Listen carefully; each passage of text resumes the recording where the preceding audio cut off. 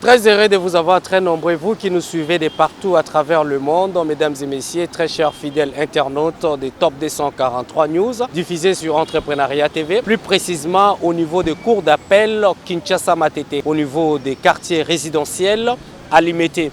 Qu'est-ce qui se passe? C'est une famille qui sont en train de subir une injustice, tout en demandant aux autorités, plus précisément le chef de l'État, pour revoir les situations, plus de 150 familles qui vient de se faire démolir dans la commune de Lancélé, non loin de mausolée de Sphinx de Limete. Pour ce faire, nous allons découvrir le représentant de plus de 150 familles qui se sont fait démolir il y a quelques jours dans ces contrées. Nous sommes ici enfin que la justice soit faite parce que les concernés viennent d'être saisis. Pour ce faire, nous allons vous laisser exclusivement suivre le point de vue avec les images sur votre chaîne et on va y revenir. Suivez.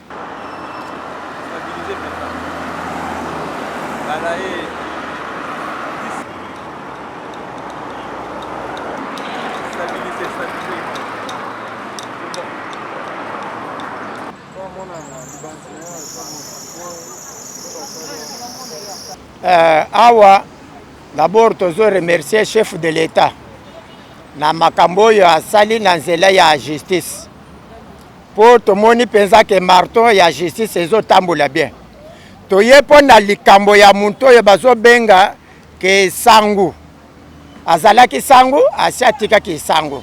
Nde kombo mingi eyebana kote ya Kindobo. Ngamayala Rigobert. Abuki biso banda kuna biso oyo totunga. Toyebi ata likambo te tomoni ata invitation moko te ke botungi place na ngai po to négocier ou bien toyeba ke eza ya yo ndenge nini ou bien bantu batekeli biso baza ba irresponsable ou ba responsable. Donc eza presque bawo koma na muzole na Kindobo 5e poto po koma na muzole nde place banda ko wana ezali bayambe yango bien po bakangi muntu wana lobi na pokwa yango nde azana kati wana tozolo bao yango nde toye na bawoye bayoki toza ebele plus de 150 maisons amapango eza wana oya buki yango nde tobengani bawoye bazazinga ke baya bamona ye tomoni ye azali awo yango tozo senga chef de l'État pour la justice ndenga buki biso muntu wana afuta biloko na biso description méchante afuta biloko na biso nyonso oyo abuki poto tungi place wana bakotisi yango na mituka ya la police bazokenda na biso tomoni nakobanda na ngai muntu nazoloba na yo yango d'abord oyo demande oyo na demander pona construire place wa 2018 à 2017 ba ebele ya bato bazela ba mususu na ba 2015 ba mususu na 2012 ba mususu na 2012 po muntu na muntu asumbi na tanda tokutana ata kokutana poto yebe raison na yete azalaki recherche na bato mususu oyo azotambola lokola bato bazalaka na bakamarade na soki aza na kamarade na ye famille ya président nde abatamaki pembe na ye ndeko ya président mpe ayebaki likambo te era yo koyeba likambo alashe ye nde bakangi ye akotia papa jour la police ayaki kobuka place wana la police ayaki na 5 heures toyebi te ere nini oye toyebi te ere nini 5 heures wana po bakoma kuna la police alalaki wapi na ndako na ye ubie bazaki kuna tomoni eza kopa na bango na mokonzi ya la police ya Kampembe po biloko na biso bapiaki yango batia na mutu kwana ya la police eketi na Kampembe tomonaki na miso na biso image mpe ezali po place wana ezalaka eza place ya conflit balingi bapesanga bamikanda oyo po mbongo na ngai ekota na trésor public te tomona yango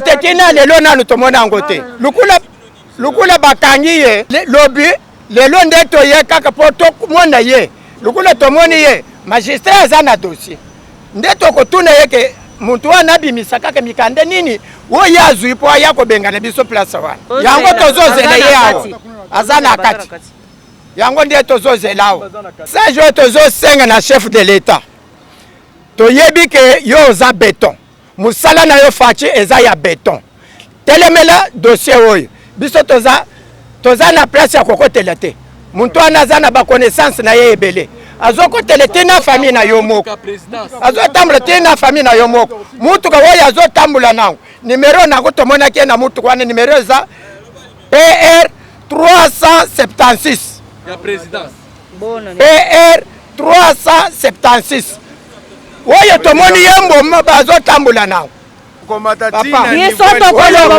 biso ke totombe en échec eza justice biso lukula namoni teke na kotombe en échec mpo soki ezala en échec leta alingi apesa ngai mikanda oyo te eza ye moko te mokanda oyo eza nasengi mpo natunga leta andimi witunga yango nde apesi bino bato bozoyeba kotanga lupoto bokokotanga lupoto bomona demande oyo eza ya nini. D'abord tokolonga kaka parce que c'est la vérité na mboko justice ezali toza na tango ya kala oyo babanda komatela biso te na ngonga oyo toza sur na justice na biso.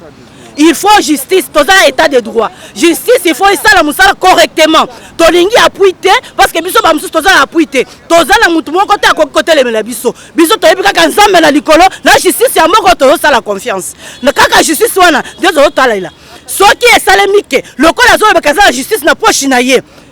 Tokokufa la terrain wana, bakokunda des milliers de gens là-bas. Lokola za na makasi. Yakobundisa akoboma biso na bakoko de génération en génération parce que likambo ekosuka awa te soki lokola aza na makasi aza na mbongo aza na batu na nsima na ye biso bamosusu toza na batu te biso toza baorpheline ndenge nga par exemple naza na mutu te naza na apui moko te mais lokola ye aza na baapui na ye ayebi esika nini atelemi na lukuta ata nzambe ya likolo mabele oyo badediyaki yango epa nzambe kaka nzambe wana ndela koboa kobundela biso tozali awa eza pona réclamation pe makambo yango tozomona ko eza complexe pona nini ba parcelle kuna na avant koma na mozole nde ba parcelle oyo concession wana ezali alors na concession wana tozwi yango lokola ndenge ya muyibi te tosombi nano na ba acte de vente mikanda nyonso ezali awa acte de vente muto asombi pa ya mokolo après kosomba avant ya ko construire tozui demande de permis de construire tozui mikanda mususu awa oyo acte de titre de propriété d'enregistrement tozui presque mikanda nyonso na l'état nde epesi biso ndikisaki tobanda koconstruire construction ese bandi bamususu basali baclôture bamususu bandako ese mati bon un soi-disant sango aye alobi ke concession ezali ya ye tomoni mpe ye te toyoka kaka na sango azoloba eza ya ye. Bon, au lieu de nous avertir que jour tel, il y a hier, vers 5 h du matin, avec des tracteurs sur Caterpillar. Baye Kubuka accompagné des policiers, des militaires, et puis biloko nyos bakuta ki na kati ya ba payote biloko ya construction, ba ciment, ba biloko bazoku mango na mituka, ba policiers na ba soldats bazako mema.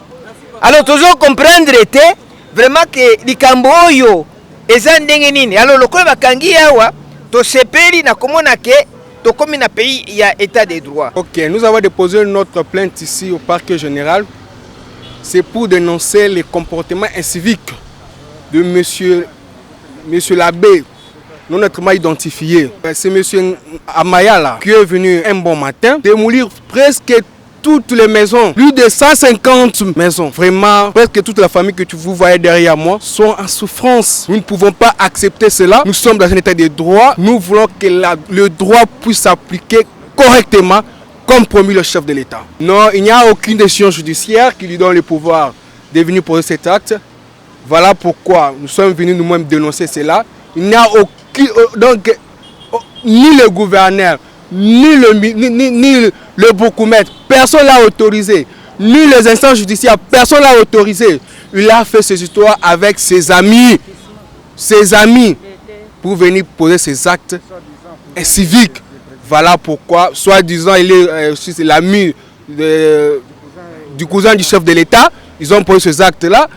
Et voilà pourquoi on n'acceptera jamais cela dans un état de droit. Nous sommes ici, comme on était en train de dire, avec nos amis. Nous sommes victimes d'une démolition injuste au niveau du village Kindobo, près du mausolée du fait Étienne Tshisekedi, à Mulumba. En fait, nous sommes victimes d'une démolition opérée par M. l'abbé Ngamayala qui a procédé par un arrêté du gouverneur. Ce n'est pas par une décision judiciaire qu'il a eu à détruire nos maisons.